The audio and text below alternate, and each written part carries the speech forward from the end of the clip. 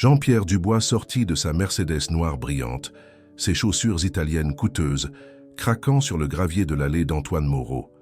La vieille ferme semblait sur le point de s'effondrer. La peinture s'écaillait des murs en bois et le porche avant s'affaissait au milieu. Jean-Pierre fronça les sourcils à l'odeur de fumier provenant de la grange voisine. « Je n'arrive pas à croire que Sophie m'a convaincu de venir ici », murmura-t-il, ajustant sa cravate en soie. Son assistant avait insisté pour qu'il fasse une apparition à cet événement caritatif.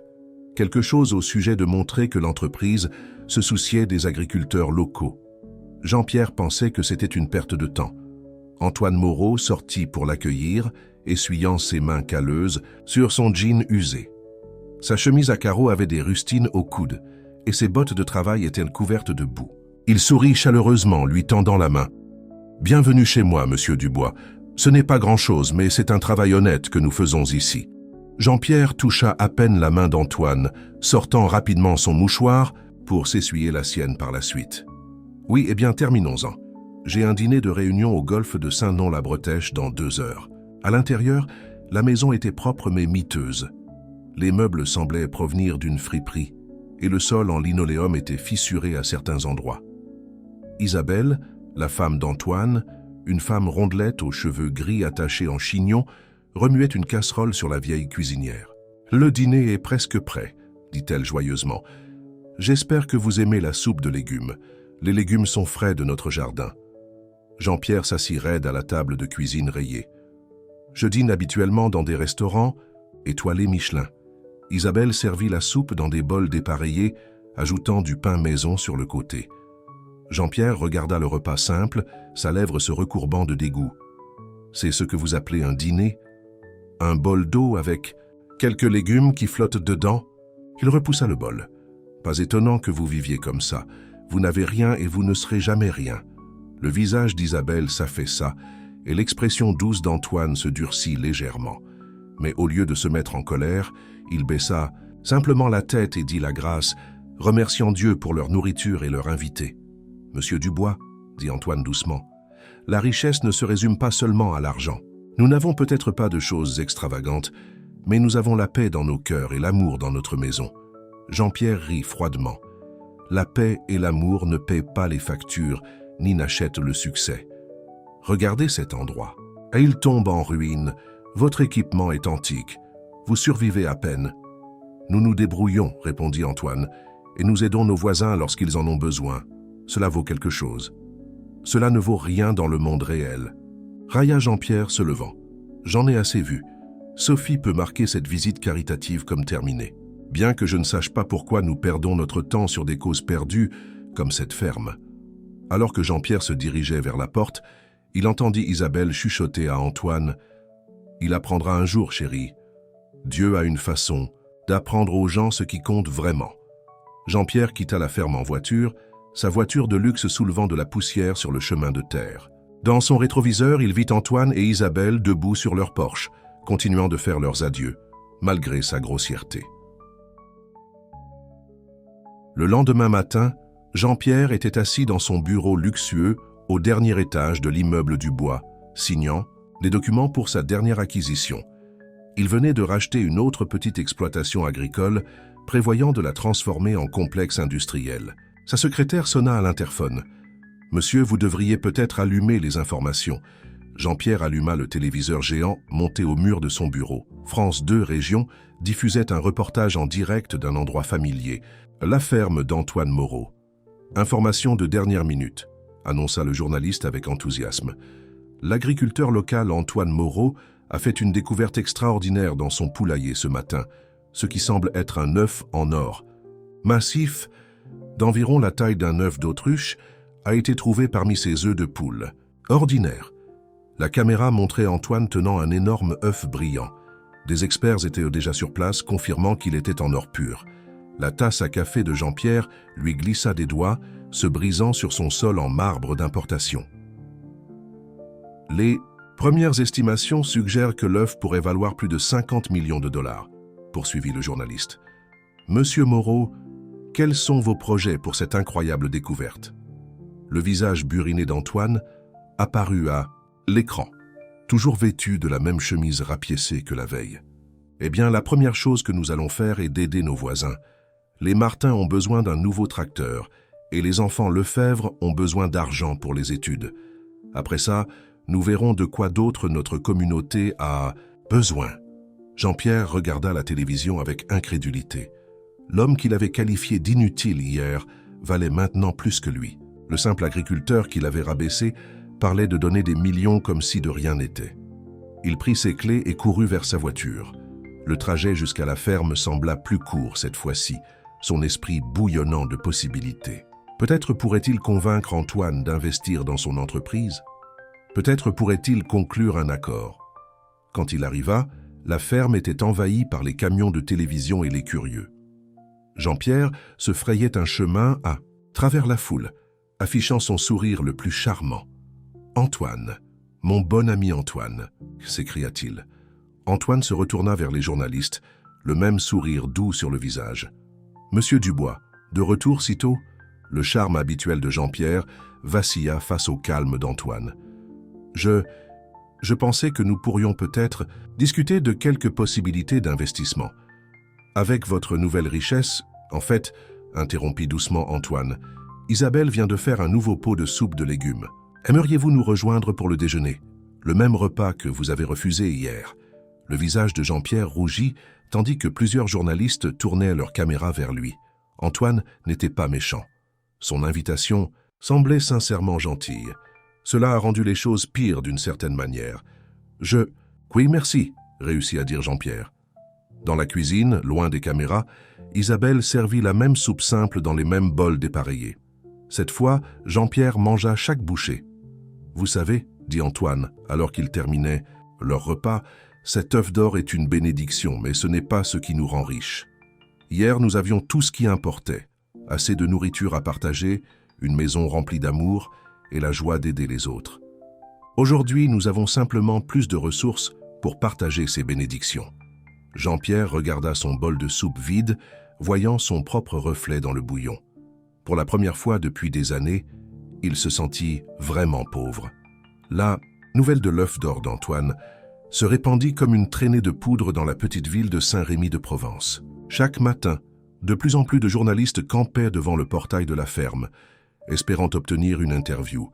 Mais Antoine continua sa routine quotidienne, nourrir les poules, traire les vaches et s'occuper de ses cultures. « Je ne comprends pas », dit un journaliste à Isabelle. « Votre mari est maintenant l'un des hommes les plus riches de la région. Pourquoi continue-t-il à faire du travail agricole ?» Isabelle sourit en regardant Antoine transporter de la nourriture pour le poulailler, parce que c'est ce qu'il est. L'argent ne change pas le cœur d'une personne. Pendant ce temps, Jean-Pierre Dubois ne pouvait pas dormir la nuit. Il se retournait et se tournait dans son lit king-size, se souvenant de la façon dont il avait traité Antoine quelques jours auparavant. Ses propres mots le hantaient. « Vous n'avez rien, et vous ne serez jamais rien. » Un matin, Sophie, l'assistante de Jean-Pierre, lui apporta des nouvelles inquiétantes. « Monsieur, nos cours de bourse chutent. Les gens retirent leurs investissements de Dubois Industries. »« Quoi? Pourquoi ?» demanda Jean-Pierre, renversant du café sur son agenda de luxe. Sophie s'agita, mal à l'aise. « Eh bien, quelqu'un a divulgué une vidéo de votre visite à la ferme Reed. Vos commentaires sur le fait qu'il ne valait rien, c'est devenu viral. Les gens appellent au boycott de nos produits. » Jean-Pierre s'affaissa dans son fauteuil en cuir. Tout ce qu'il avait construit commençait à s'effondrer, à cause d'un fermier et de son œuf d'or. Il devait arranger ça, et vite. Il retourna à la ferme Reed, mais cette fois-ci, il gara sa Mercedes derrière la maison, loin des journalistes. Antoine était dans la grange, réparant un vieux tracteur. « Monsieur Moreau », appela doucement Jean-Pierre. « Pourrions-nous parler ?» Antoine essuya ses mains sur un chiffon et hocha la tête. « Bien sûr, Isabelle vient de faire une limonade fraîche.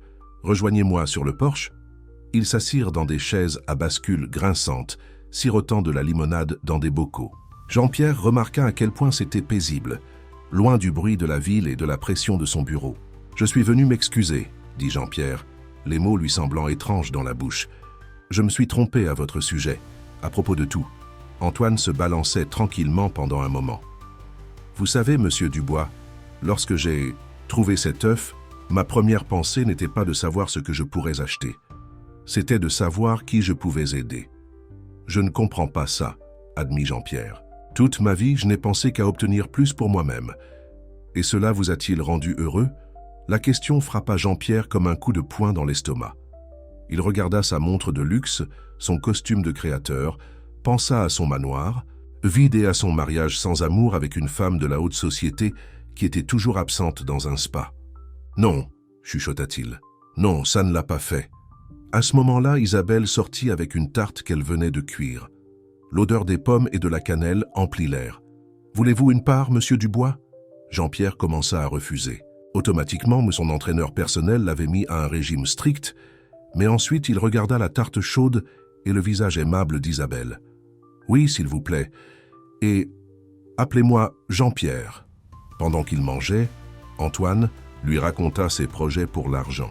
Il mettait en place un fonds pour aider les agriculteurs locaux à moderniser leur équipement. Il créait des bourses pour les enfants des zones rurales qui voulaient aller à l'université. Il construisait un nouveau centre communautaire où les gens pouvaient se réunir pour les repas et les célébrations. « Pourquoi n'achetez-vous pas simplement un manoir en ville ?» demanda Jean-Pierre.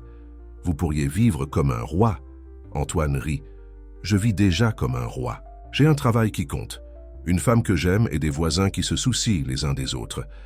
L'or signifie simplement que nous pouvons aider plus de gens. » Plus tard, cet après-midi-là, Jean-Pierre regarda un jeune couple venir rendre visite aux Moreau. La femme pleurait de gratitude. Antoine venait de rembourser l'hypothèque de leur ferme pour qu'ils ne perdent pas leurs terres à la banque. Jean-Pierre les reconnut. Son entreprise avait prévu de saisir leurs propriétés le mois prochain. Il les avait considérés comme une simple transaction commerciale, pas comme de vraies personnes avec des espoirs et des rêves. Ce soir-là, alors que Jean-Pierre rentrait chez lui, il ne prit pas son chemin habituel à travers la ville. Au lieu de cela, il conduisit à travers la campagne, regardant vraiment les petites fermes et les maisons modestes qu'il ignorait habituellement. Il pensa à tous les petits agriculteurs qu'il avait mis hors de l'entreprise au fil des ans. Toutes les familles qu'il avait déplacées pour construire ses centres commerciaux et ses parkings. Il s'était dit que c'était juste des affaires, juste du progrès.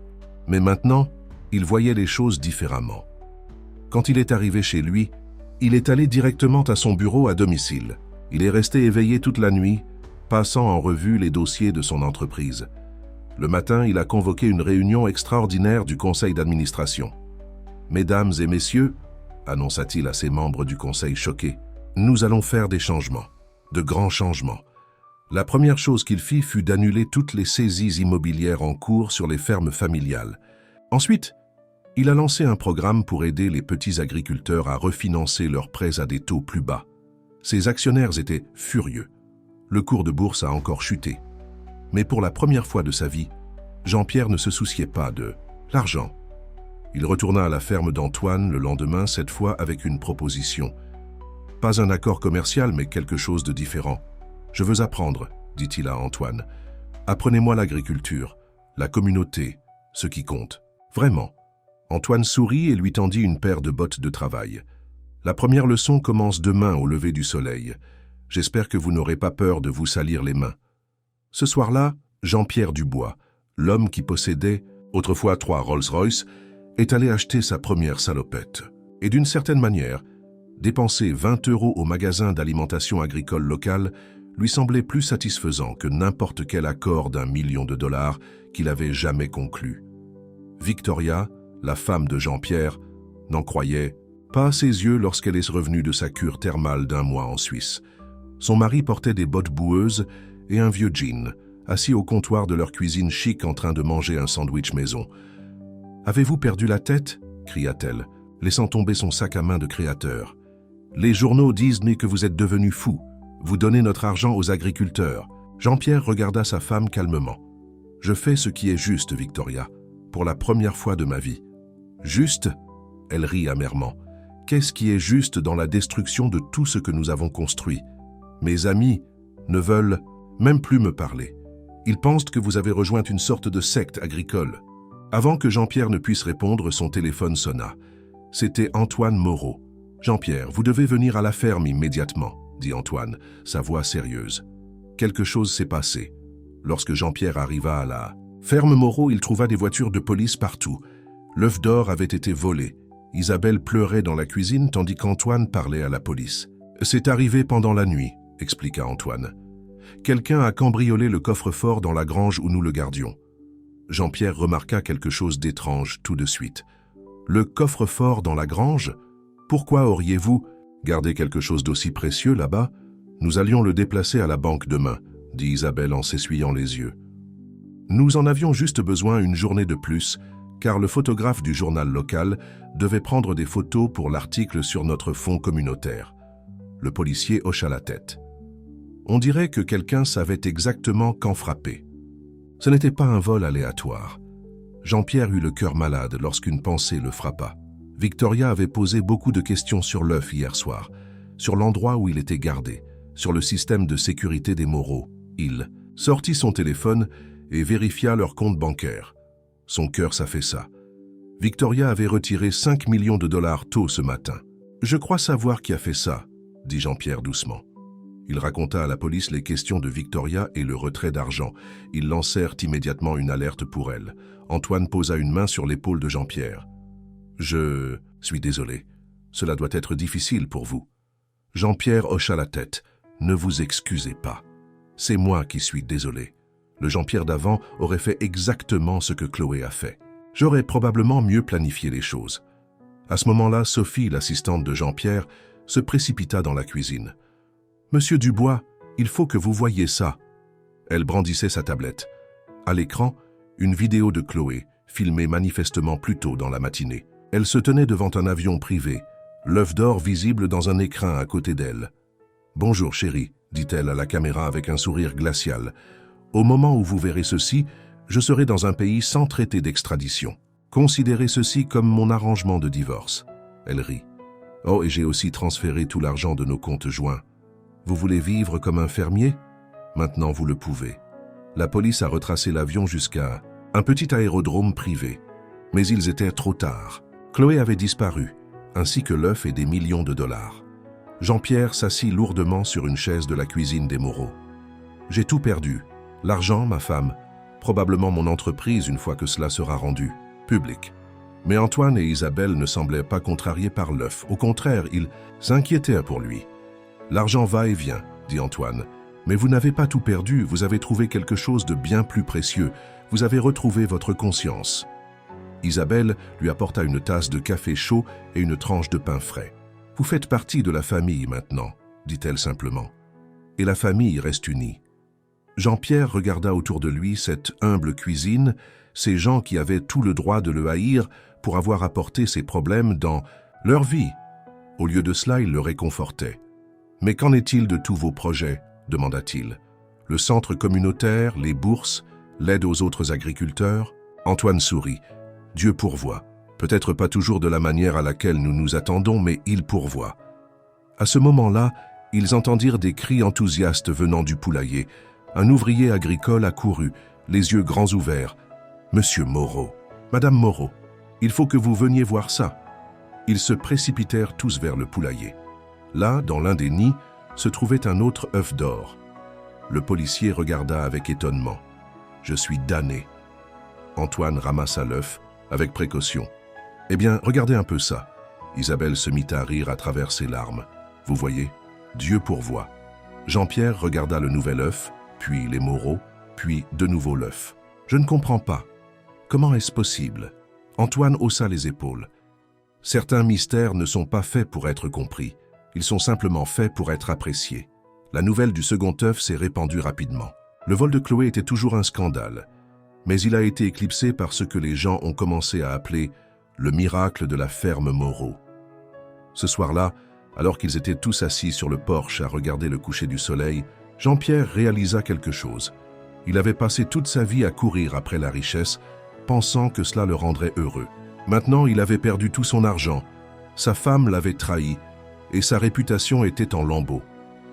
Pourtant, assis ici, buvant la limonade d'Isabelle et écoutant Antoine parler de la rotation des cultures, il se sentait plus riche qu'il ne l'avait jamais été. La nouvelle du deuxième œuf d'or a attiré encore plus l'attention sur la ferme Moreau. Des scientifiques de grandes universités ont voulu étudier les poules. De riches collectionneurs ont offert des millions juste pour acheter une poule. Des équipes de télévision ont campé jour et nuit, espérant capturer le moment où un autre œuvre pourrait apparaître. Mais la paix de la ferme était sur le point d'être perturbée par plus que des reporters. Un matin, une voiture noire élégante s'est arrêtée devant le corps de ferme. Un grand homme en costume de créateur en est sorti, Guillaume Dubois, le frère cadet de Jean-Pierre. « Eh bien, dit Guillaume, regardant Jean-Pierre. Dans ses vêtements de travail. Le puissant Jean-Pierre Dubois qui pèle le fumier. Maman serait si fière. » Jean-Pierre se redressa, s'appuyant sur sa pelle. « Que voulez-vous, Guillaume? Le conseil d'administration m'a envoyé. » Guillaume sourit, mais le sourire n'atteignit pas ses yeux. Ils sont préoccupés par l'avenir de l'entreprise. Votre petite aventure agricole a coûté des millions à nos actionnaires. Antoine et Isabelle observaient depuis le porche, tandis que les frères parlaient. Ils pouvaient voir le visage de Jean-Pierre devenir de plus en plus rouge. « Vous ne pouvez pas faire ça !» cria finalement Jean-Pierre. « Déjà fait, grand frère, dit Guillaume tranquillement. À partir de ce matin, je suis le nouveau PDG de Dubois Industries. Vous avez été évincé. » Jean-Pierre chancela comme s'il avait reçu un coup. L'entreprise avait été toute sa vie pendant 30 ans. Son père l'avait créée, l'avait construite à partir de rien. « Ne vous inquiétez pas, ajouta Guillaume. Je prendrai bien soin de l'héritage de papa. En commençant par acheter toute cette vallée et en la transformant en plus grand parc industriel de l'État. » Antoine fit un pas en avant. « Cette vallée n'est pas à vendre. » Guillaume rit. « Tout est à vendre, monsieur Moreau. Ce n'est qu'une question de prix. Et maintenant que mon cher frère a perdu le contrôle de l'entreprise, il ne peut plus vous protéger. » Après le départ de Guillaume, Jean-Pierre s'assit lourdement sur les marches du porche. « Je suis... désolé, dit-il à Antoine et Isabelle. C'est entièrement de ma faute. Si je n'avais pas changé, si j'étais resté l'homme d'affaires impitoyable que j'étais, alors vous seriez comme votre frère, dit Isabelle. Fermement, vide à l'intérieur et méchant comme un serpent. Antoine hocha la tête. Elle a raison. L'homme que vous étiez auparavant n'aurait jamais trouvé la paix ici. À ce moment-là, ils entendirent à nouveau des voix enthousiastes venant du poulailler. Mais cette fois, lorsqu'ils se précipitèrent, ils trouvèrent quelque chose de différent.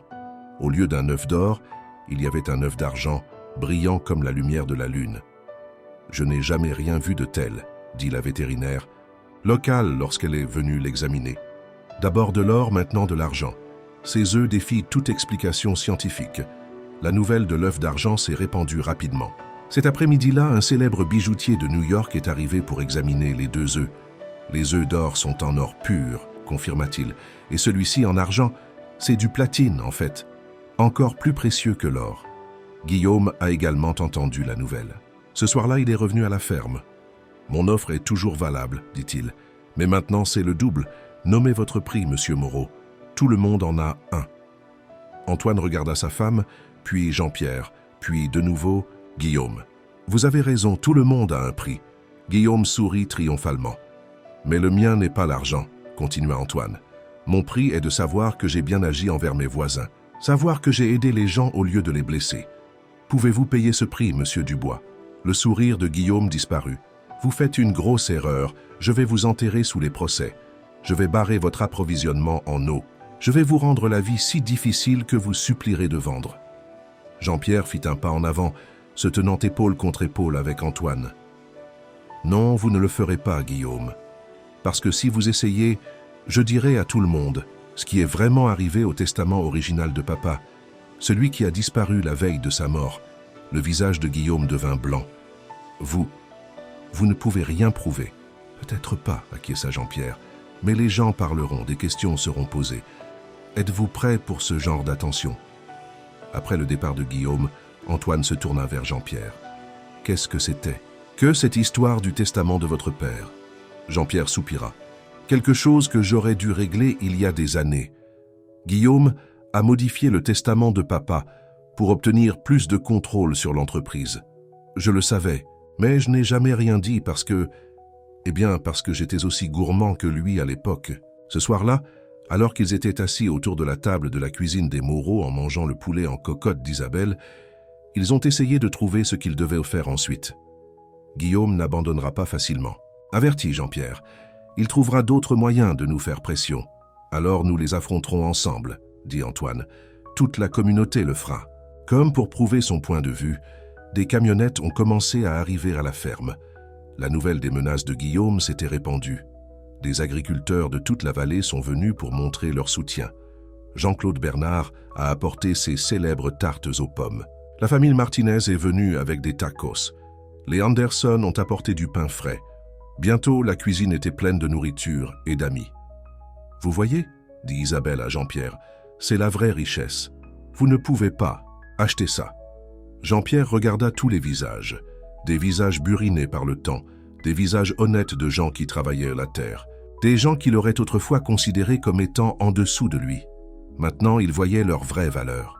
« Je pense que je comprends enfin ce que vous avez essayé de m'apprendre, Antoine, dit-il. Ce n'est pas ce que vous avez, c'est qui vous avez à vos côtés. » Antoine sourit. « Maintenant, vous comprenez. » Et en parlant de ce que nous avons, il sortit une petite boîte. À l'intérieur se trouvait un minuscule œuf, plus petit qu'un œuf de poule fait de ce qui ressemblait à du cristal. « Je l'ai trouvé ce matin, dit-il. Je n'ai encore dit à personne. Il semble que ces œufs apparaissent lorsque nous en avons le plus besoin. » Jean-Pierre regarda l'œuf de cristal. « Que pensez-vous que cela signifie ? » « Je pense, dit Antoine lentement, que cela signifie que nous allons bientôt faire face à notre plus grand défi, mais aussi que nous ne le ferons pas seuls. L'œuf de cristal s'est avéré n'être que le début. Le lendemain matin, le journal local a publié un titre choquant. Dubois Industries accusé de déversements illégaux. Quelqu'un avait divulgué des documents montrant que l'entreprise empoisonnait les eaux souterraines de la vallée depuis des années. Jean-Pierre regarda le journal, les mains tremblantes. « Je ne savais pas ça, Antoine. Je jure que je ne le savais pas. Nous vous croyons, dit Isabelle, lui versant une autre tasse de café. Mais votre frère l'a probablement fait. » L'histoire a pris de l'ampleur lorsque d'autres agriculteurs se sont manifestés. Beaucoup avaient mystérieusement perdu du bétail au fil des ans. D'autres avaient vu leurs récoltes échouer sans raison apparente. Tous avaient des terres près des usines de Dubois Industries. Guillaume est apparu à la télévision, affirmant que tout était faux. Mais ces beaux discours ne pouvaient plus cacher la vérité. L'Agence française pour la biodiversité a lancé une enquête. C'est alors que des choses étranges ont commencé à se produire à la ferme Moreau. D'abord, leur tracteur est tombé en panne. Le mécanicien a trouvé du sucre dans le réservoir d'essence. Ensuite, leur système d'irrigation a été saboté, menaçant leur récolte pendant une période de sécheresse. Mais chaque fois que quelque chose allait mal, de l'aide arrivait. Les voisins ont apporté leur propre tracteur. L'équipe de football du lycée a aidé à installer des conduites d'eau d'urgence. Toute la communauté s'est unie. L'œuf de cristal était posé sur la cheminée des Moreau, brillant, mystérieusement. Certains jours, il semblait luire de l'intérieur, surtout lorsque de bonnes choses arrivaient. Un soir, alors que tout le monde se rassemblait pour un autre dîner communautaire à la ferme, Sophie, l'ancienne assistante de Jean-Pierre, arriva avec de grandes nouvelles. « J'ai fait quelques recherches, » dit-elle, sortant un gros dossier. « J'ai trouvé quelque chose d'intéressant sur ces sites d'usines que Guillaume veut construire. » Elle étalait des cartes sur la table de la cuisine. « Voyez ces marqueurs ? Ils montrent des sources souterraines, des sources d'eau pure, parmi les plus propres de l'État. » Antoine étudia les cartes. « C'est donc pour ça qu'il veut cette terre à tout prix. » Jean-Pierre hocha lentement la tête. Il ne prévoit pas un parc industriel. Il veut contrôler l'approvisionnement en eau. Dans quelques années, l'eau propre vaudra plus que l'or. Tout comme son papa, cracha Jean-Claude Bernard. Le vieux Dubois a essayé la même chose il y a 30 ans. Il a essayé d'acheter tous les droits d'eau. Il nous aurait tous transformés en esclaves de sa compagnie d'eau. Jean-Pierre eut l'air surpris. Je ne savais pas ça à propos de papa. Bien sûr que non, dit Jean-Claude. Votre papa a changé d'avis à la dernière minute. Il a dit qu'il avait fait un rêve qui lui avait montré le mal de ses actes. C'est à ce moment-là qu'il a écrit son second testament, celui qui a disparu. Jean-Pierre se redressa. Attendez une minute. Que disait exactement ce second testament? Il disait que l'entreprise devait mettre de côté la moitié de ses bénéfices pour protéger les sources d'eau locales, se souvint Jean-Claude. Il y avait un fonds de fiducie mis en place pour ça et tout. Votre frère a fait une crise lorsqu'il en a entendu parler. Les yeux de Sophie s'illuminèrent. Un fonds de fiducie. Cela laisse des traces écrites. Donnez-moi quelques jours. Je pourrais peut-être trouver quelque chose. Les jours suivants furent tendus. La pression de Guillaume s'est aggravée. Des inspecteurs du bâtiment se sont présentés dans les fermes de toute la vallée, trouvant des violations imaginaires. Des fonctionnaires du ministère de la Santé sont apparus, proférant des menaces concernant la réglementation. Mais l'œuf de cristal brillait plus que jamais. Puis un matin, Isabelle alla voir les poules et trouva quelque chose d'incroyable. À côté de l'œuf de cristal se trouvait un nouvel œuf, un œuf qui semblait être fait de lumière pure. « Il est chaud », dit-elle. Lorsque les autres se rassemblèrent. « Et écoutez, il bourdonne !» Le bourdonnement devint plus fort lorsque la voiture de Sophie fonça dans l'allée. Elle entra en courant dans la maison en agitant une pile de documents. « Je l'ai trouvé !» cria-t-elle. « Les documents de fiducie originaux. Guillaume n'a pas pu tous les détruire parce qu'ils ont été déposés dans 3 états différents. Les documents prouvaient tout. Le testament modifié, le fonds de fiducie secret, les agissements illégaux de Guillaume, tout était là. Jean-Pierre emporta les documents au parquet de Marseille. Ce soir-là, Guillaume était conduit hors de son bureau, menottes aux poignets, son visage partout dans les actualités. Mais quelque chose de plus grand se produisait à la ferme Moreau. L'œuf incandescent avait commencé à pulser de lumière comme un battement de cœur. « Que pensez-vous que cela signifie » demanda Jean-Pierre à Antoine. Avant qu'Antoine ne puisse répondre, ils entendirent des cris venant de l'extérieur. Toute la vallée était plongée dans le noir, sauf la ferme Moreau, qui était éclairée comme en plein jour.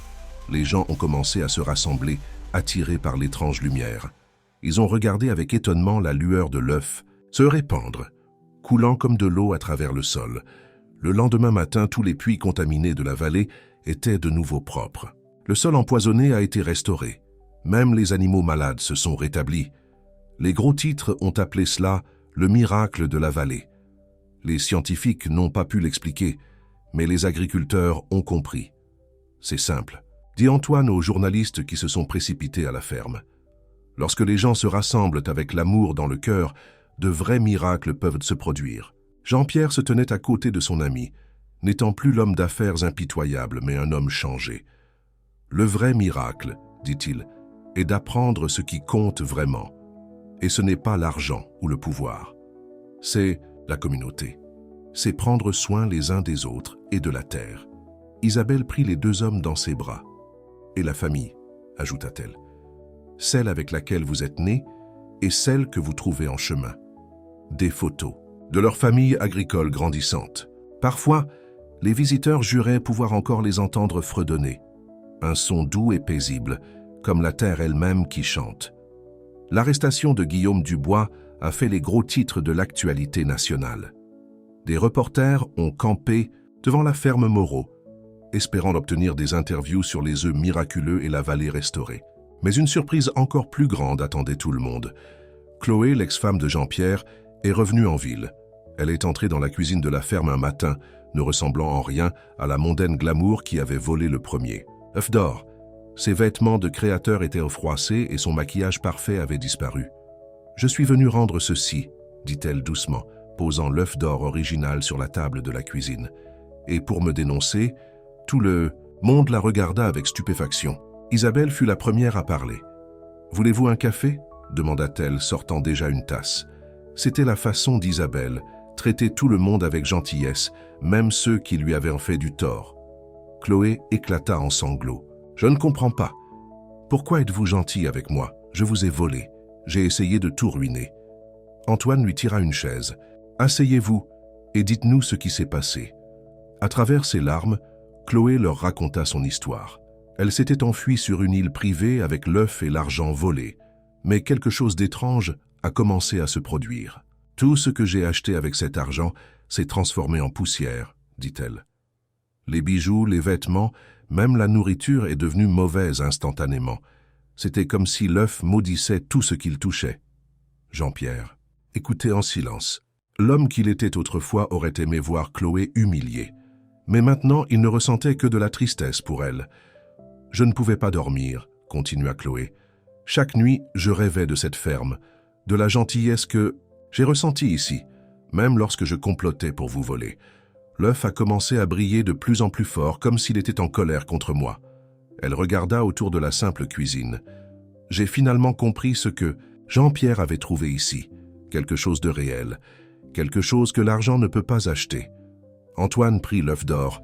Au moment où il l'a touché, il a recommencé à briller chaleureusement. L'œuf sait quand il est à la maison, dit-il simplement. À ce moment-là, Sophie surgit avec d'autres nouvelles. Vous n'allez pas croire ce qu'ils ont trouvé dans le bureau privé d'Alexandre. Elle étalait à plus de documents sur la table. Des relevés bancaires, des comptes secrets et surtout des images de vidéosurveillance de la nuit où leur père est mort. Alexandre n'a pas seulement changé le testament, expliqua Sophie. Il était là cette nuit-là. Les images le montrent entrant dans la chambre de votre père juste avant.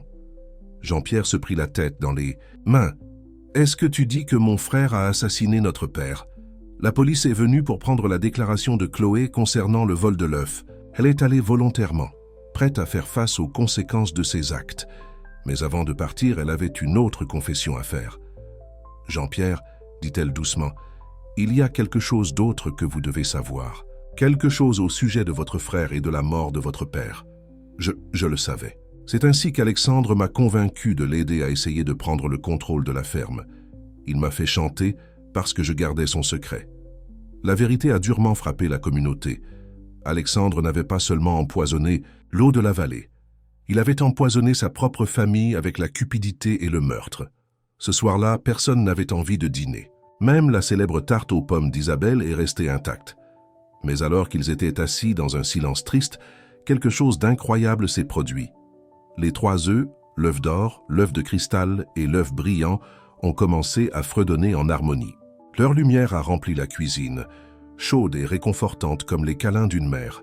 Annelise Dupont, la plus vieille résidente de la vallée, était venue apporter des légumes frais. Quand elle a vu les œufs lumineux, elle a haleté. « Ma grand-mère me racontait des histoires, dit-elle, la voix tremblante d'excitation. À propos d'œufs magiques qui apparaissaient en temps de grandes difficultés, ils disent qu'ils viennent guérir non seulement la terre, mais aussi le cœur des gens. » Antoine hocha lentement la tête. Cela a du sens. Chaque fois qu'un œuf est apparu, c'était quand quelqu'un avait besoin de guérison. L'œuf d'or est arrivé lorsque Jean-Pierre avait besoin d'apprendre la vraie richesse. L'œuf de cristal est apparu lorsque la vallée avait besoin de guérison. Et l'œuf brillant est arrivé lorsque nous avions tous besoin de voir la vérité, termina Isabelle. Au sujet d'Alexandre, de Chloé, de tout. Jean-Pierre regarda les œufs, pensant à son frère en prison et à son ex-femme qui faisait face à la justice. Mais qu'en est-il d'eux? Leurs cœurs peuvent-ils aussi être guéris? Comme pour répondre, le fredonnement des œufs s'est amplifié. La lumière s'est répandue à travers les fenêtres, atteignant la prison de la ville où Chloé et Alexandre étaient détenus. Dans sa cellule, Alexandre a vu la lumière et est tombé à genoux, pleurant pour la première fois depuis son enfance.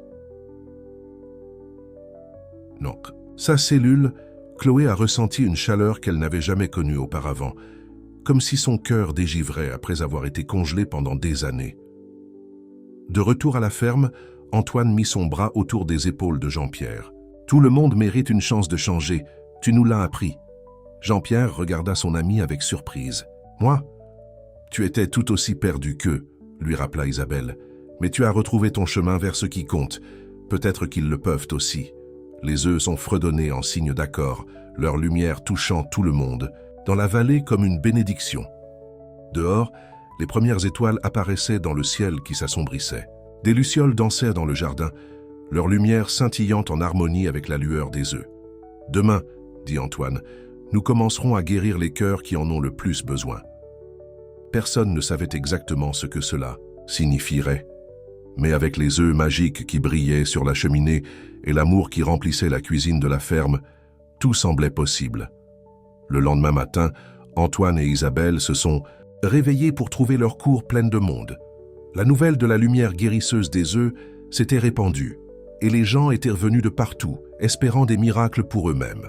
« Nous ne savons même pas si ça marche. »« Comme ça, » dit doucement Antoine à la foule. « Les œufs semblent avoir leur propre sagesse sur ces choses. » Mais quelque chose d'étrange se produisait déjà.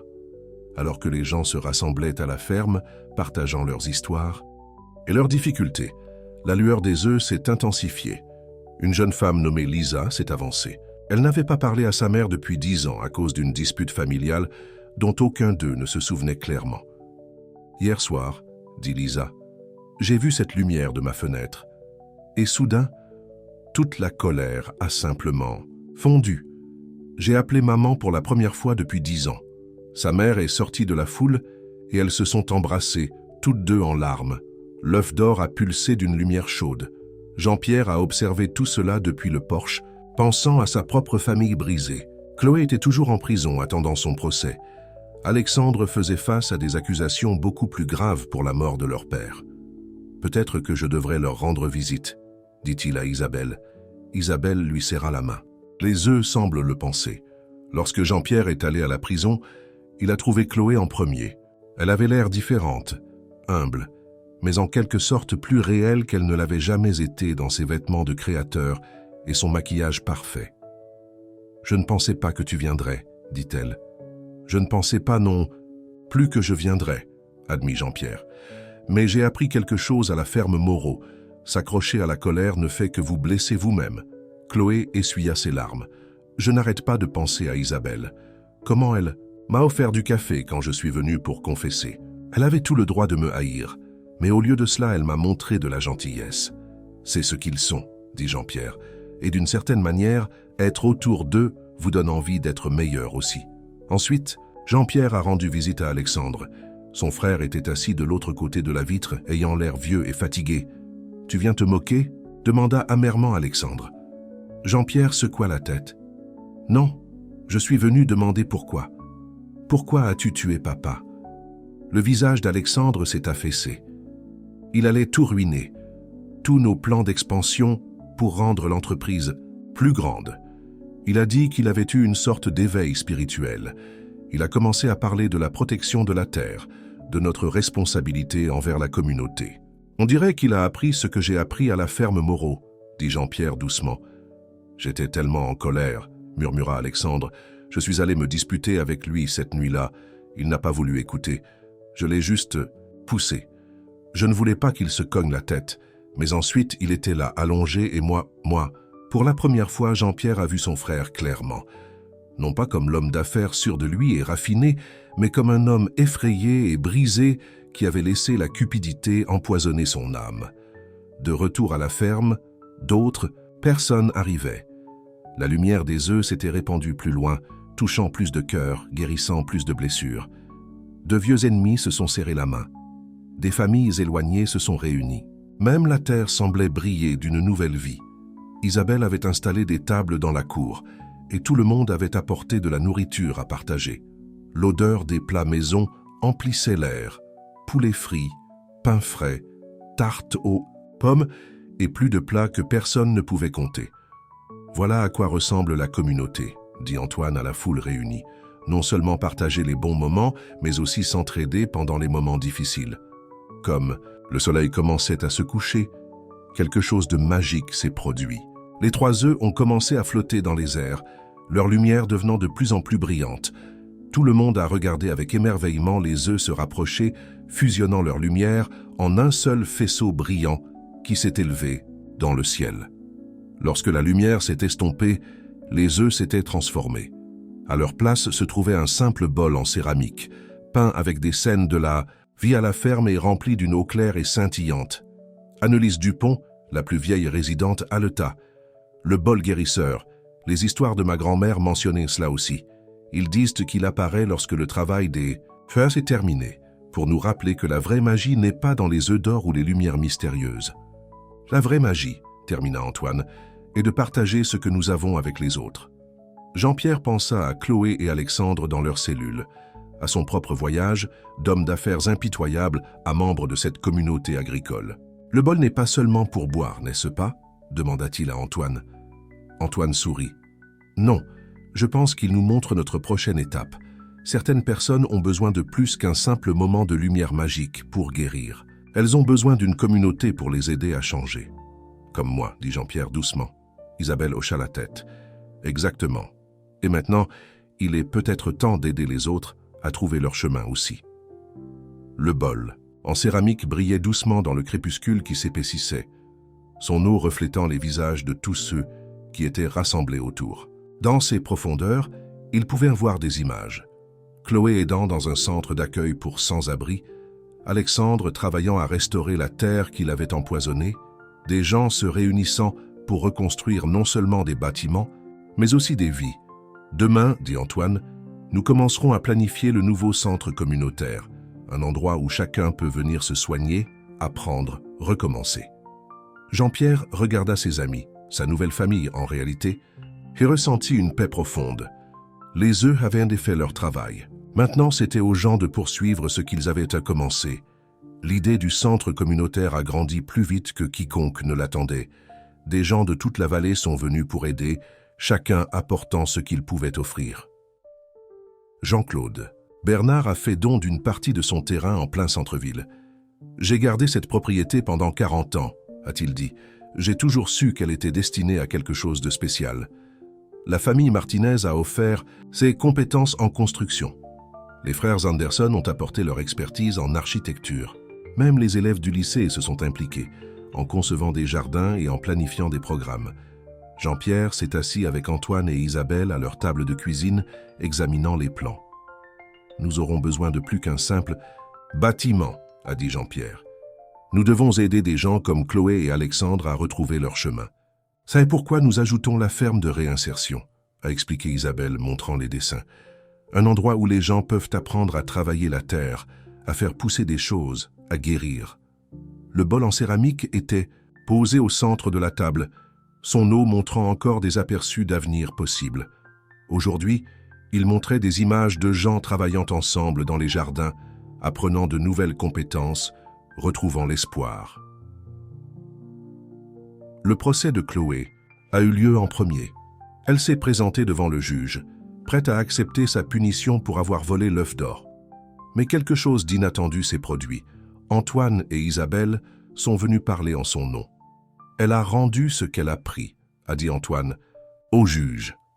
Plus important encore, elle est vraiment désolée. Nous pensons qu'elle mérite une chance de réparer les choses. Le juge a regardé Chloé. « Et comment proposez-vous de faire cela, Madame Dubois ?» Chloé s'est tenue droite. « Je veux travailler au nouveau centre communautaire, pas en tant que personne riche faisant de la charité, mais en tant que personne qui a besoin d'apprendre les vraies valeurs. Je commencerai par le bas et je gravir les échelons, comme tout le monde. » Le juge a accepté de laisser Chloé purger sa peine par le biais de travaux d'intérêt général au centre, une fois celui-ci construit. Le cas d'Alexandre était plus difficile. Les accusations de meurtre ne pouvaient pas être supprimées par un vœu, peu importe à quel point il était désolé. Mais même depuis la prison, il voulait aider. « Je sais où se trouvent tous les sites d'enfouissement de déchets toxiques, a-t-il dit à Jean-Pierre lors d'une visite. J'aiderai à les nettoyer, et j'ai des comptes à l'étranger. Utilisez cet argent pour restaurer la terre. » Jean-Pierre a transmis cette information aux autorités. Il faudrait des années pour nettoyer tous les dégâts, mais au moins, il pouvait maintenant commencer. L'eau du bol en céramique s'est agitée lorsque Jean-Pierre a parlé de l'offre d'Alexandre à Antoine. Des images sont apparues de cours d'eau restaurés, de sols propres, de cultures saines poussant là où il y avait des terrains vagues. La construction du centre communautaire a commencé lorsque l'été a laissé place à l'automne. Chaque jour apportait de nouveaux bénévoles, de nouvelles idées, un nouvel espoir. Martha Chen, une enseignante à la retraite, a proposé de créer des cours d'alphabétisation. Certaines personnes n'ont jamais eu la chance d'apprendre correctement la lecture, a-t-elle dit. Il n'est jamais trop tard pour commencer. Tom Williams, un toxicomane en voie de guérison qui avait trouvé la paix en travaillant à la ferme Moreau, voulait créer un groupe de soutien. Parfois, vous avez juste besoin de quelqu'un qui comprend ce que vous vivez, a-t-il expliqué. Les médecins locaux ont proposé de diriger une clinique gratuite un jour par semaine. Le professeur de cuisine du lycée s'est porté volontaire pour donner des cours de nutrition. Un groupe d'agriculteurs a commencé à planifier des ateliers sur l'agriculture durable. Mais le cœur de tout cela était la ferme de réinsertion, où les gens pouvaient venir travailler, apprendre et guérir. Travailler avec des choses qui poussent vous changent, expliqua Antoine à un groupe de bénévoles. Lorsque vous plantez une graine et la regardez pousser, quelque chose pousse aussi en vous, l'espoir, la patience, la compréhension. Isabelle organisa un programme pour enseigner la mise en conserve et la conservation. Les gens ont besoin de compétences pratiques, dit-elle, mais ils ont aussi besoin de se sentir utiles, de savoir qu'il contribue à quelque chose de précieux. Jean-Pierre se retrouva à travailler aux côtés de personnes de tous horizons. D'anciens cadres qui avaient tout perdu, de jeunes gens qui avaient eu des démêlés avec la justice, des gens aux prises avec la toxicomanie ou la dépression, tous trouvant un nouveau sens dans la terre. Un jour, alors qu'il faisait une pause dans la construction du hall principal du centre, Jean-Pierre observa un groupe d'adolescents aidant une femme âgée à planter des tomates. Il y a quelques mois à peine, ces mêmes adolescents avaient été pris en flagrant délit de vandalisme dans des commerces locaux. « C'est incroyable ce qu'un peu d'espoir peut faire », dit Antoine, suivant le regard de Jean-Pierre. Bol en céramique, qu'ils avaient déplacé dans un endroit spécial du nouveau bâtiment, semblait briller en signe d'accord. Son eau montrait plus d'images, de futures réunions, des célébrations, des vies à transformer. Chloé se jeta à corps perdu dans le travail, arrivant tôt chaque jour pour aider partout où elle était nécessaire.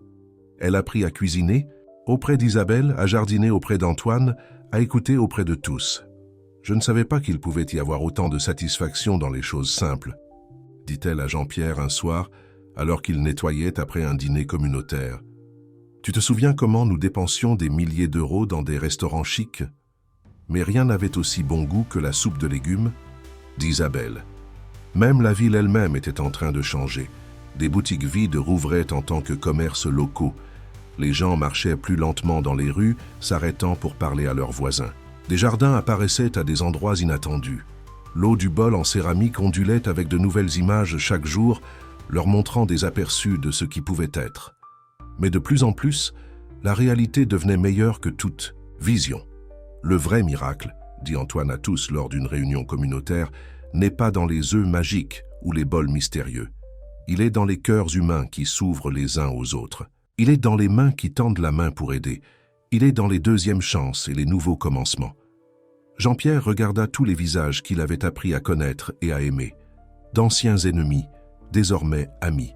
Des gens brisés qui guérissent. Une communauté qui se renforce ensemble. Le bol en céramique brillait doucement à sa place d'honneur, son eau claire et brillante de possibilités. L'hiver arriva dans la vallée, apportant la neige et les vents froids, mais à l'intérieur du nouveau centre communautaire, la chaleur et l'espoir fleurissaient. Le bâtiment était enfin terminé, ses fenêtres brillant d'une lumière accueillante chaque soir. Chloé avait surpris tout le monde par son dévouement. Elle travaillait du lever au coucher du soleil, apprenant tout ce qu'elle pouvait. Ses vêtements de créateur et sa manucure parfaite avaient disparu.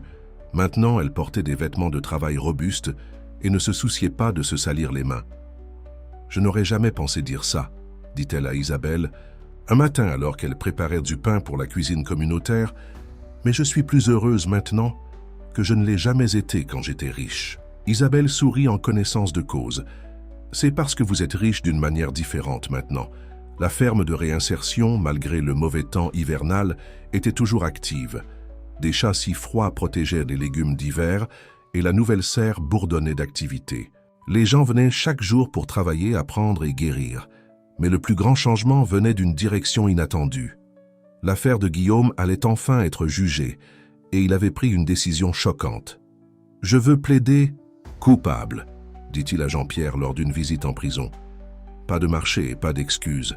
Je dois faire face à ce que j'ai fait. Jean-Pierre resta silencieux un instant, étudiant le visage de son frère à travers la vitre. L'arrogance avait disparu, remplacée par autre chose. Des remords, de l'authenticité, de l'humanité. « Es-tu sûr ?» demanda Jean-Pierre. « Tu iras en prison pour longtemps. » Guillaume hocha la tête. « J'ai beaucoup réfléchi à papa, à son changement de cœur vers la fin. Il a vu quelque chose d'important, quelque chose que j'étais trop aveugle pour voir. Maintenant, je comprends. » Le jour du procès de Guillaume, toute la communauté s'est présentée au tribunal, non pas pour le condamner, mais pour soutenir les deux frères. Guillaume se tenait devant le juge et dit toute la vérité, à propos du meurtre de leur père, de l'empoisonnement de l'eau de la vallée, de tous ses stratagèmes et de ses crimes. Sa voix tremblait, mais il ne retint rien. Puis quelque chose d'inattendu se produisit. Antoine demanda à s'adresser à la cour. « Votre honneur, » dit-il debout dans ses vêtements simples de fermier, « nous ne demandons pas que Guillaume Dubois soit libéré. Ce qu'il a fait était mal, et il le sait. Mais nous demandons qu'une partie de sa peine consiste à réparer les choses. Antoine expliqua leur idée. En prison, Guillaume pourrait utiliser ses connaissances en affaires pour aider à planifier des projets de restauration environnementale. Son argent et son expertise pourraient contribuer à nettoyer non seulement leur vallée, mais aussi d'autres endroits. Le juge écouta attentivement, puis regarda Guillaume. « Comprenez-vous ce qu'il vous offre? Une chance de passer votre temps en prison à faire quelque chose de significatif ?» Les yeux de Guillaume se remplirent de larmes. « Je ne mérite pas leur gentillesse. »« Peut-être pas, » dit le juge, « mais parfois, la grâce nous vient non pas parce que nous la méritons, mais parce que nous en avons besoin. » De retour au centre communautaire, l'eau du bol en céramique montrait de nouvelles visions. Guillaume en prison, mais ne dépérissant pas, enseignant à d'autres détenus l'éthique des affaires, aidant à concevoir des projets de nettoyage, trouvant un but même derrière les barreaux. Ce soir-là, alors que la neige tombait doucement dehors, la communauté se rassembla pour son dîner hebdomadaire. La grande salle était pleine d'odeurs délicieuses et de conversations joyeuses. Chloé travaillait dans la cuisine aux côtés d'Isabelle, servant de la soupe et du pain frais. Son visage brillait d'une joie simple, alors qu'elle aidait un homme âgé à s'asseoir en s'assurant qu'il était confortable. Jean-Pierre observa tout cela d'un coin tranquille, étonné de voir combien de choses avaient changé. Son frère allait en prison, mais avec une chance de faire le bien. Son ex-femme avait trouvé une nouvelle vie au service des autres, et lui-même avait trouvé un véritable foyer. Antoine le rejoignit, portant 2 tasses de café. Une pensée. Pour vos pensées, je pensais juste à ces œufs magiques, dit Jean-Pierre. Comment chacun d'eux a apporté un type de changement différent. L'œuf d'or nous a appris la vraie richesse.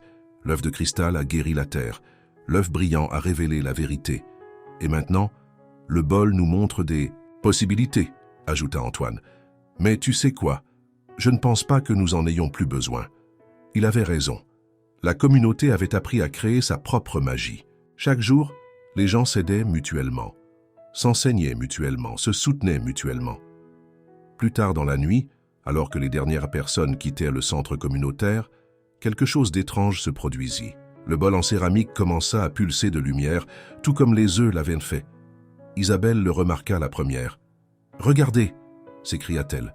Tout le monde se rassembla, alors que l'eau du bol commençait à tourbillonner. Des images apparurent, non pas du futur cette fois, mais du passé.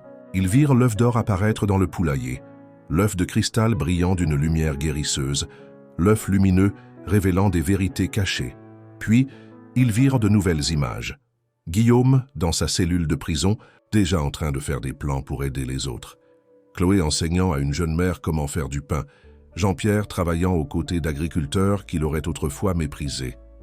La magie n'a jamais été dans les œufs ou le bol. Et dit Antoine doucement, elle était en nous tout le temps. Nous avions juste besoin de quelque chose pour nous aider à la voir. Comme en réponse, la lumière du bol devint plus brillante et plus chaude. L'eau montra une dernière image, toute la communauté réunie, forte et unie, prête à faire face à tout ce qui allait arriver. Dehors, la neige continua de tomber, couvrant la vallée d'un blanc immaculé. Demain apporterait de nouveaux défis, de nouvelles personnes, ayant besoin d'aide, de nouvelles chances de faire la différence. Mais maintenant, ils connaissaient la vérité. La vraie magie n'était pas dans les œufs d'or ou les bols mystérieux. Elle était dans chaque acte de gentillesse, chaque moment de pardon, chaque main tendue pour aider un autre. Le bol en céramique brillait doucement en signe d'accord, son eau claire et brillante du reflet de tout leur visage. Des visages qui montraient l'espoir, la détermination et l'amour. Le printemps revint dans la vallée, apportant avec lui de nouveaux commencements. Le centre communautaire célébrait son premier anniversaire et tout le monde se rassembla pour marquer l'occasion. La ferme de réinsertion fleurissait d'une nouvelle vie. Les arbres fruitiers plantés l'année précédente étaient couverts de fleurs roses et blanches. Les jardins potagers s'étendaient en rangées soignées, entretenus par des personnes qui avaient trouvé la guérison dans la terre. Chloé se tenait dans la cuisine du centre communautaire, enseignant à un groupe de femmes comment faire la fameuse tarte aux pommes d'Isabelle. Parmi ses élèves figuraient d'anciennes mondaines comme elle, qui avaient découvert qu'il y avait plus à la vie que les marques de créateurs et les galas de charité. « Le secret, dit Chloé, les mains couvertes de farine, n'est pas dans les ingrédients. Il est dans l'amour que vous mettez à le faire. » Isabelle, observant de la porte, essuya une larme de fierté de son œil. Guillaume, bien qu'encore en prison, était devenu une force de changement. Il utilisa ses compétences commerciales pour créer un programme aidant les anciens détenus à créer de petites entreprises agricoles. Chaque semaine, il écrivait des lettres au centre communautaire, partageant des idées et s'enquérant des progrès de chacun. Jean-Pierre s'assit dans le hall principal du centre, lisant la dernière lettre de Guillaume à la communauté. Réunis. Chers amis, lut-il, aujourd'hui marque 1 an depuis que j'ai admis mes crimes et que j'ai commencé ce nouveau chemin. L'homme que j'étais auparavant aurait vu la prison comme la fin. Mais grâce à vous, tous, j'ai trouvé un début à la place. Hier, nous avons commencé notre premier programme de jardinage en prison. Vous auriez dû voir les visages des hommes lorsqu'ils ont tenu leur premier semis. Le bol en céramique, toujours à sa place d'honneur, brillait chaleureusement pendant que Jean-Pierre lisait. Son eau montrait des images de cours de prison transformées en jardins, d'hommes trouvant l'espoir dans la culture. Antoine se leva pour prendre la parole ensuite. « Samy, dit-il, lorsque ces œufs magiques sont apparus pour la première fois sur notre ferme, nous pensions qu'ils étaient le miracle. Mais maintenant nous savons, le vrai miracle était la façon dont ils nous ont tous réunis. » Tout le monde hocha la tête en signe d'accord. Ils avaient tous fait partie de l'histoire. Les adolescents qui avaient vandalisé les magasins dirigeaient maintenant le programme jeunesse du centre. Les toxicomanes qui avaient trouvé la guérison dans la ferme aidaient maintenant les nouveaux arrivants à trouver leur chemin. Les riches qui avaient regardé les fermiers de haut en bas travaillaient maintenant à leur côté, apprenant la valeur du travail honnête. « Et nous avons d'autres nouvelles, » annonça Isabelle. « Le gouverneur nous a demandé d'aider à mettre en place des centres similaires dans tout l'État. La guérison de notre petite vallée se répand. L'eau du bol en céramique ondulait de nouvelles visions, des centres communautaires s'élevant dans d'autres villes, plus de jardins qui poussent, plus de vies qui changent. » Jean-Pierre regarda tous les visages qu'il avait appris à connaître et à aimer, si différents de l'homme d'affaires impitoyable qu'il avait été il y a 1 an à peine. « J'ai réfléchi, » dit-il en se levant, « à ce qu'il faut faire avec du bois industrie. Guillaume et moi en avons discuté et nous avons pris une décision. » Il sortit quelques documents. « Nous transformons l'entreprise en une fondation à but non lucratif. Toutes ces ressources serviront à soutenir l'agriculture durable, le nettoyage de l'environnement et des centres comme celui-ci. » L'annonce a été accueillie par des applaudissements et des larmes de joie. Le bol en céramique brillait plus que jamais, son eau montrant des aperçus d'un avenir où les affaires et l'agriculture travailleraient ensemble, en harmonie. Plus tard dans la soirée, alors que le soleil se couchait sur la vallée, tout le monde se rassembla dans le jardin du centre pour un dîner de célébration. Les tables croulaient sous le poids de plats maison. Les tartes d'Isabelle, le pain de Chloé, les légumes de la ferme de réinsertion et des plats représentant chaque famille de la communauté. Antoine leva son verre pour un toast. À l'œuf d'or qui nous a appris la vraie richesse, à l'œuf de cristal qui a guéri notre terre, à l'œuf brillant qui nous a montré la vérité et au bol qui nous a montré des possibilités. Mais surtout, ajouta Isabelle, au miracle de la communauté, aux deuxièmes chances et au nouveau commencement. À l'amour, dit Chloé doucement. À la famille, termina Jean-Pierre, tant celle dont on est né que celle qu'on trouve. Comme en réponse à leurs paroles, le bol en céramique commença à briller plus que jamais. Sa lumière s'étendit sur la réunion, touchant chaque personne avec chaleur et bénédiction. Puis, lentement, l'eau du bol commença à s'élever dans les airs, formant une sphère chatoyante. À l'intérieur, ils pouvaient voir chaque instant de leur voyage. La première apparition de l'œuf d'or, la transformation de Jean-Pierre, le retour de Chloé, la rédemption de Guillaume et d'innombrables petits miracles de guérison et d'espoir. La sphère d'eau éclata comme un feu d'artifice doux, envoyant des gouttes de lumière tomber sur chacun comme une pluie bénie. Là où chaque goutte tombait, des fleurs fleurissaient, même dans des endroits où rien n'avait poussé auparavant. Lorsque la lumière s'est estompée, le bol en céramique s'est transformé une dernière fois. Maintenant, c'était une simple fontaine à boire au centre du jardin, offrant une eau propre et douce à tous ceux qui en avaient besoin. Antoine sourit. « Parfait, dit-il. Parce que c'est ce qu'est une communauté, un endroit où chacun peut venir boire, se reposer, trouver ce dont il a besoin. » L'histoire de la ferme Ride et de ses œufs magiques devint une légende dans la vallée, transmise de génération en génération. Mais la vraie magie, tout le monde le savait, n'était pas dans les œufs, le bol ou même la mystérieuse pluie de lumière. La vraie magie était dans les cœurs changés, la terre guérie, les familles restaurées et la communauté qui avait appris à s'aimer et à prendre soin les uns des autres. Et dans le jardin du centre communautaire, où la fontaine à boire se tient toujours, les fleurs fleurissent toute l'année. On dit que si vous écoutez attentivement les soirs calmes, vous pouvez entendre le léger bruit des « qui bourdonnent », rappelant à chacun que les miracles n'arrivent pas grâce à des trésors d'or, mais grâce à des actes simples d'amour et de bonté. Jean-Pierre, Chloé et tous les autres avaient appris cette vérité. Et en l'apprenant, ils avaient trouvé quelque chose de beaucoup plus précieux que n'importe quel œuf d'or. Ils avaient trouvé leur chemin vers la maison.